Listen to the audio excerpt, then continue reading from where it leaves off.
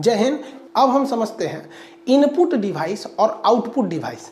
Input device उसे कहते हैं जो बाहर की जानकारी कंप्यूटर के अंदर ले जाते हैं, उन्हें क्या कहते हैं, इनपुट डिवाइस। जैसे कीबोर्ड, खट खट खट खट खट खट हम अपना नाम लिख देते हैं वहाँ पर कहीं पे भी एम खान, तो हम अपना नाम लिख दिया, खट खट खट खट अंदर चला गया, तो क्या हो गया, बाहर की चीज अंदर लेके चला गया कीबोर्ड। हम बाहर से अंदर खटखटाना चाहेंगे तो माउस से क्या कर सकते हैं, माउस जो है यहाँ खटखटा सकते हैं। रिमोट क्या है, इनपुट डिवाइस है। हम यहाँ पे कहीं लिखना चाहते हैं, मतलब स्कैनर वगैरह हो गया, ये सब चीज हो गया। माइक हो गया, माइक क्या है, इनपुट डिवाइस। देखिए माइक लगा हुआ है ना, हमारी बात को खटाक से लेके चला गया कंप्यूटर के अंदर।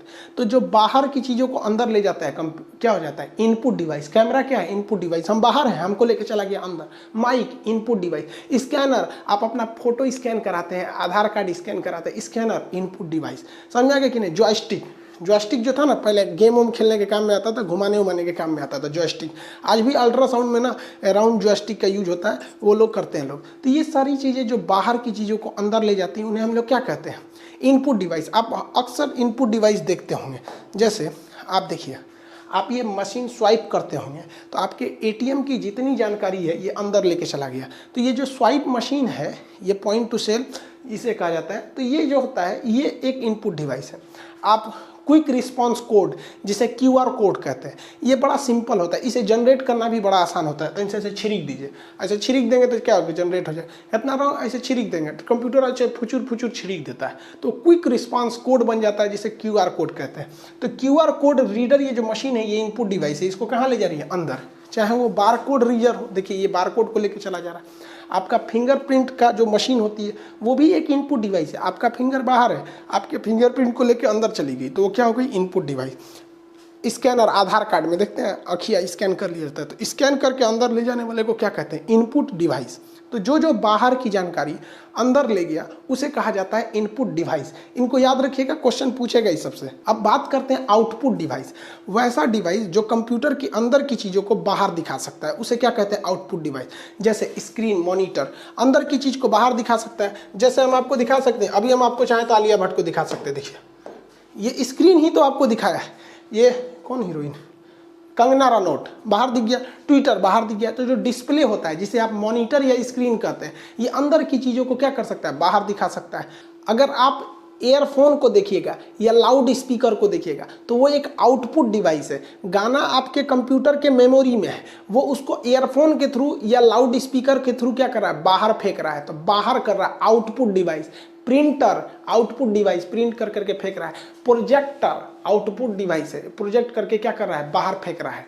प्लॉटर वो भी बाहर करता है। प्लॉटर का यूज एक्चुअली ना जो होता है ये भी एक तरह का प्रिंटर ही होता है प्लॉटर, बट इसका यूज हम लोग ग्राफिक्स के लिए करते हैं। कुछ सीनरी वगैरह छापना है, रंगीन रंगीन चीज को आप बड़े साइज में छापने के लिए प्लॉटर का यूज करते हैं। एक ही चीज है, सोच रहा प्लॉटर कहिए या फिर आप उसे क्या कहिए, प्रिंटर कहिए, बहुत ज्यादा का अंतर नहीं होता है। वो रंगीन चीज के लिए प्लॉटर का यूज होता है। कुछ कुछ ऐसे डिवाइस होते हैं जो दोनों का काम करते हैं। जैसे ये मोबाइल का स्क्रीन है, ये इनपुट का भी काम करेगा, आउटपुट का भी काम करेगा। देखिए ये इनपुट का भी कर रहा है, यहाँ से मेरे इन्फॉर्मेशन को अंदर भी ले जा रहा है। इसी पे क्लिक करने से कैलकुलेटर खुल गया, इसी पे क्लिक करेंगे कैलकुलेटर से हिसाब कर रहे हैं, और यही हमको दिखा भी रहा है। देखिए यानी यही हमारा इनपुट भी ले जा रहा है और यही स्क्रीन हमारा आउटपुट भी दे जा रहा है। लेकिन जो छोटका मोबाइल बा था जिसपे लड़का लड़कियाँ बतियाता था रत रत भर, और बटनिया वाला 6-6 घंटा उसे जो चल जाता है तो गर्मा के भड़क जाएगा, बतियाएंगे ज्यादा। तो वो क्या था, उसका जो बटन था, बटन वो था इनपुट डिवाइस। खुटुर खुटुर करते रहिए, सोच रहा कब कोनो बटन ये स्टार वाला खत्म हो जाता तो हुमच के दाबना पड़ता था।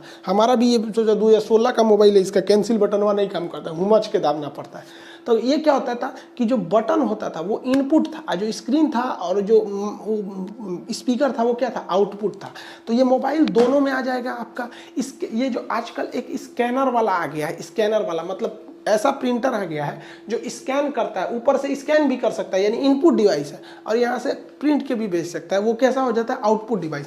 ये जो हम बोर्ड पर पढ़ा रहे हैं ये इनपुट और आउटपुट दोनों है। इसी पे हम लिखते हैं, कोई भी चीज़ जानकारी इसी पे क्लिक करते हैं, अंदर लेके चला जाता है, और अंदर की चीज़ को यही बाहर लेके चला आता है।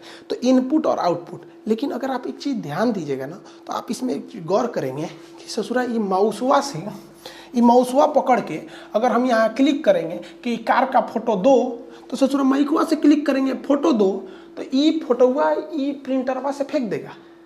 मतलब कहीं ना कहीं कंप्यूटरवा के अंदर माउसवो वहीं जाके खोसाइल है जहाँ से ये प्रिंटरवा का तार आके खोसाइल है। यानी कोई ना कोई एक ऐसा जगह है जो इन दोनों को अंदरवा कनेक्ट कर रहा है। भले ही कहीं और खोसाता है, वो कहीं और खोसाता है, लेकिन कोई ना कोई है जो दोनों को क्या कर रहा है, आपस में जोड़ के रख रहा है। तो आपस में इसी जोड़ने वाली डिवाइस को हम कहते हैं मदरबोर्ड। जिस तरह से एक परिवार को जोड़ के रखने का काम माता करती है, माँ करती है। दो भाई में झगड़ा भी हो जाएगा तो वो भी मम्मी से कहेगा, ये भी मम्मी से कहेगा, पिताजी को भी कोई दिक्कत, मतलब माँ जो होती है पूरे परिवार को जोड़ के रखती है। तो उसी तरह पूरे कंप्यूटर को जोड़ के रखने का काम करता है मदरबोर्ड। कंप्यूटर का सबसे बड़ा डिवाइस है मदरबोर्ड। इसी मदरबोर्ड में आपको ले आके अपना प्रोसेसर रखना पड़ता है। क्या रखना पड़ता है? प्रोसेसर, जिसे आप कहते हैं सीपीयू। अब देखिए, सीपीयू जो कहते हैं ना, कंप्यूटर का ब्रेन होता है, इतने दूर में सीपीयू आ गया, खत्म हो गया सीपीयू का काम। अब इसमें रैम लगेगा, रोम लगेगा। आप कुछ भी चीज़ कंप्यूटर में एंट्री करते हैं, जैसे कीबोर्ड का प्लग ले जाके खोसते हैं, तो भाई साहब वो भले आप कहीं भी खोस दीजिए, लेकिन उसकी वायरिंग अंदर से इसी से आके जुड़ी रहती है। आप प्रिंटर भले कंप्यूटर के पीछे खोसिए, तो खोसने वाला दिया, अंदर से वायरिंग उसकी मदरबोर्ड से होती है। आप कीबोर्ड जोड़िए, माउस जोड़िए, कैमरा जोड़िए, प्रिंटर जोड़िए, मॉनिटर जोड़िए, कंप्यूटर में कुछ भी जोड़ दीजिए। कंप्यूटर से किसी चीज़ को जोड़ने की क्रिया को कहते हैं इंटरफेस। क्या कहते हैं? इंटरफेस कहते हैं। कुछ भी इंटरफेस कीजिएगा, उसकी वायरिंग अंदर से आके मदरबोर्ड तक ही रहेगी।